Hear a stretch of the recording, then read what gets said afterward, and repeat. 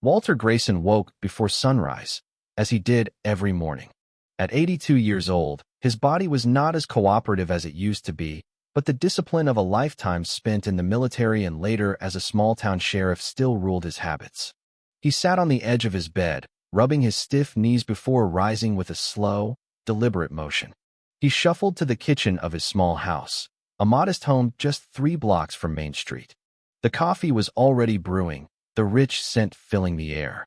He leaned against the counter and stared out the window at the quiet street beyond. Redwood Valley had always been a peaceful town, the kind of place where everyone knew each other's names. But lately, something has changed.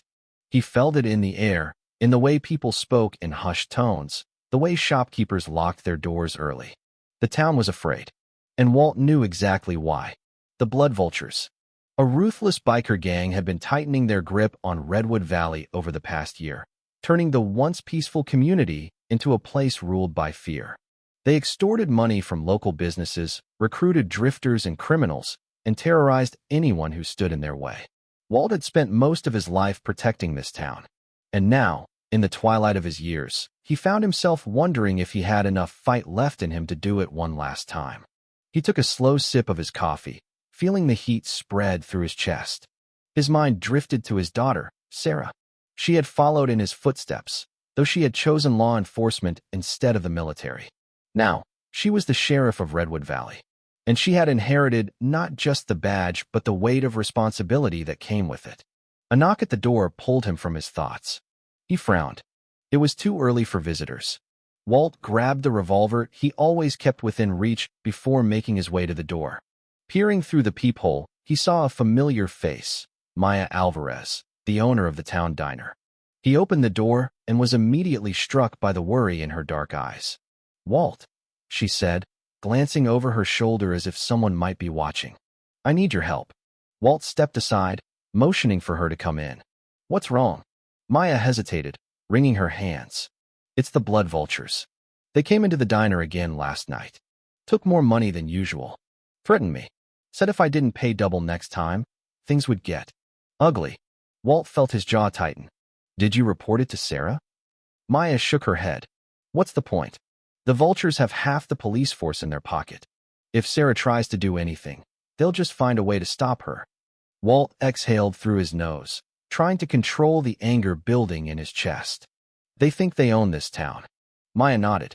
"And they're not wrong. Nobody's standing up to them. Nobody dares." Walt studied her face for a long moment. He had known Maya since she was a child. She had inherited the diner from her father, and she had worked hard to keep it running. She was part of this town, just like he was. And now, like everyone else, she was being squeezed dry by a gang of thugs. "Maybe it's time that changed," Walt said quietly. Maya's eyes widened slightly. "Walt, you're not a sheriff anymore.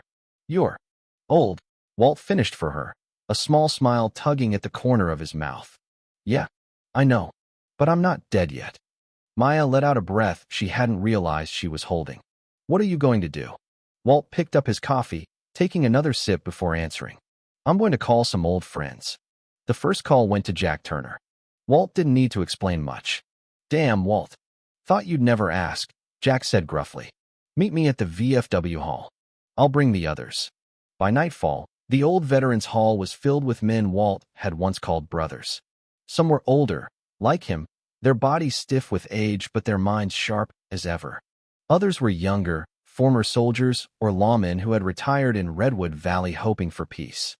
Instead, they had found a town under siege. Jack leaned forward over the wooden table, his knuckles white against the surface. "What's the play, Walt?" Walt exhaled, meeting the eyes of every man in the room. "We remind these bastards that Redwood Valley isn't theirs. We hit them where it hurts. We protect our own. And we don't stop until they're gone." Gus Ramirez, a former Marine sniper, nodded. "Then let's get to work."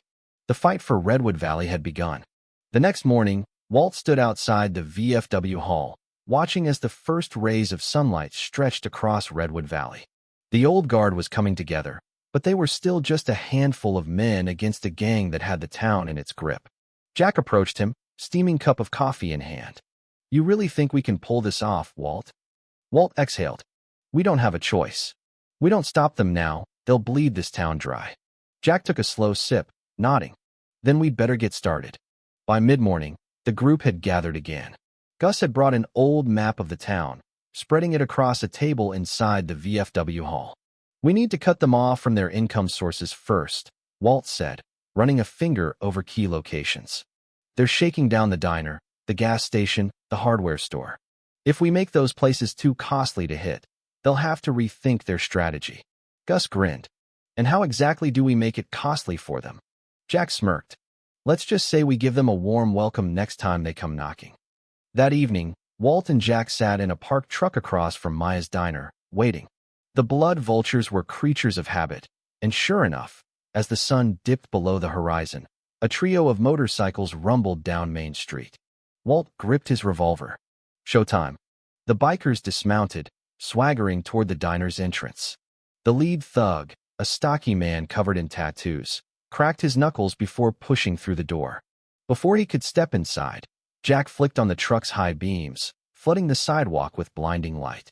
At the same moment, Gus, positioned on the diner's rooftop, let off 2 warning shots into the air. The bikers froze. Walt stepped out of the truck, his stance firm. Evening, boys. Tattooed thug shielded his eyes, scowling. What the hell is this? Walt took another step forward. This is us telling you that Redwood Valley isn't yours. Not anymore. One of the bikers reached for something under his jacket, but Gus cocked his rifle, making it clear he had the high ground. Jack crossed his arms. Now, here's what's going to happen. You're going to turn around, get on those bikes, and ride out of here. If you come back, things won't be so polite. The lead thug hesitated, eyes darting between Walt and the men hidden in the shadows. Finally, he sneered. You're making a mistake, old man. No, Walt replied evenly. The mistake was thinking you could take this town without a fight. With a final glare, the bikers backed off, climbing onto their motorcycles. Engines roared as they sped off into the night. Jack exhaled. That's one battle won. Walt nodded, his gaze still fixed on the empty street. Yeah, but the war's just beginning. The next day, Walt knew the blood vultures wouldn't let their humiliation slide. The town had struck first, and now the gang would come back harder. Jack, Gus, and the others gathered at the VFW hall, discussing their next move. We've put them on the defensive, but they'll be looking to hit back fast, Gus said, eyes scanning the map. We need to be ready. We set traps, Jack suggested. Make them think twice before rolling in. Walt nodded. And we let the town know this isn't over. We need more people willing to stand their ground. That afternoon, Walt and Jack made the rounds, speaking to shop owners, ranchers, and townsfolk. Some were afraid, but others, like Hank Williams, who ran the gas station, and Lisa Carter, a schoolteacher who had lived in Redwood Valley her whole life, were ready to fight for their home. By sunset, the town had a plan. The blood vultures were coming, and this time, Redwood Valley would be waiting for them. Nightfall came, and the streets of Redwood Valley felt heavier with anticipation. Walt stood at the entrance of the diner, his revolver holstered but ready. Jack and Gus were stationed along the rooftops with their rifles. Other townspeople had taken positions in alleys and inside buildings, waiting for the inevitable.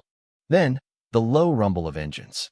The blood vultures came in force this time, at least a dozen riders, their headlights slicing through the dark. At the front was a man Walt hadn't seen before, but he recognized authority when he saw it. This wasn't just some enforcer. This was their leader, Dante Ghost Morales. He brought his bike to a stop in the center of the street, boots crunching against the pavement as he dismounted. His men followed suit, fanning out with the confidence of men who thought they owned the place. Ghost's gaze swept the street, landing on Walt. You must be the old man causing me all this trouble. Walt met his eyes without flinching. That's right. And I'm telling you now, Redwood Valley isn't yours. Ghost smirked. See, that's where you're wrong. He snapped his fingers, and 2 of his men stepped forward, one carrying a baseball bat, the other reaching inside his jacket for a weapon. Last chance, old man, Ghost warned. Walk away, and maybe I'll let this town keep breathing. Walt took a deep breath. Not gonna happen. Then he gave the signal. Jack and Gus opened fire from their positions, sending bullets snapping into the pavement near the bikers' feet. The townsfolk emerged from the shadows, shotguns and rifles in hand. Ghost's smirk faded. You son of a... The gunfight erupted. Gunfire cracked through the night, echoing off the buildings of Redwood Valley. Walt fired 2 rounds, ducking behind the truck as bullets whizzed past him. The townsfolk held their ground, their ambush forcing the blood vultures into defensive positions. Jack and Gus kept the pressure from the rooftops, picking off bikers as they scrambled for cover. The advantage belonged to Redwood, for now. Ghost shouted commands, his men responding with bursts of return fire. He moved like a seasoned fighter, using parked cars and crates for cover, his silver revolver flashing as he fired at Walt's position. "Fall back toward the alley," Walt called. He and Jack had planned for this moment. The town's tight streets were a maze that the bikers weren't familiar with. If they could draw them deeper in, they could cut off their retreat. As expected, Ghost and his men pushed forward. They believed they were gaining ground, until Gus triggered the second phase of the ambush. A set of tripwires connected to flashbangs detonated in the narrow alleyway. The sudden explosion of light and sound disoriented the bikers, leaving them vulnerable. Walt and his team didn't hesitate. They pressed forward, taking down vultures one by one until only Ghost and a handful of his men remained. Realizing he was outmatched, Ghost turned to flee, firing blindly as he ran. Walt took a deep breath, steadied his aim, and fired a single shot. Ghost's leg buckled, sending him crashing to the pavement. His gun clattered to the ground as Walt and Jack approached. Ghost groaned, gripping his wounded leg as he glared up at Walt. "You think this changes anything? There's always another gang, another fight." Walt crouched beside him, eyes cold. "Not here. Not anymore." Jack stepped forward, shotgun leveled. "Time to make a choice, Morales. You take your men and leave, or we put you in the ground right here." Ghost looked around, his remaining men frozen, waiting for his decision. He exhaled sharply, then gave a bitter nod. "We're gone." Walt didn't lower his gun. "And if I ever see you or your kind in this town again." "You won't," Ghost interrupted, eyes dark with rage. "This place ain't worth the trouble." With a wave of his hand, the surviving blood vultures helped Ghost to his feet. They left their fallen behind as they limped to their bikes and rode off into the night. The following morning, the sun rose over a town that had reclaimed itself. The damage was evident: bullet-riddled buildings, shattered windows, but Redwood Valley stood victorious. Walt sat on the diner's porch, sipping coffee as Maya poured him a fresh cup. "Looks like you did it," she said softly. He exhaled, exhaustion settling over him. "We did it." Jack and Gus joined him, taking their own seats. "Reckon we'll have to keep an eye on things for a while," Jack said. Walt nodded. "We're not done yet. We rebuild, we stay ready, and we make sure this never happens again." As the townspeople emerged from their homes, picking up the pieces of their lives, there was something new in the air: hope. Redwood Valley had fought back and won. The end.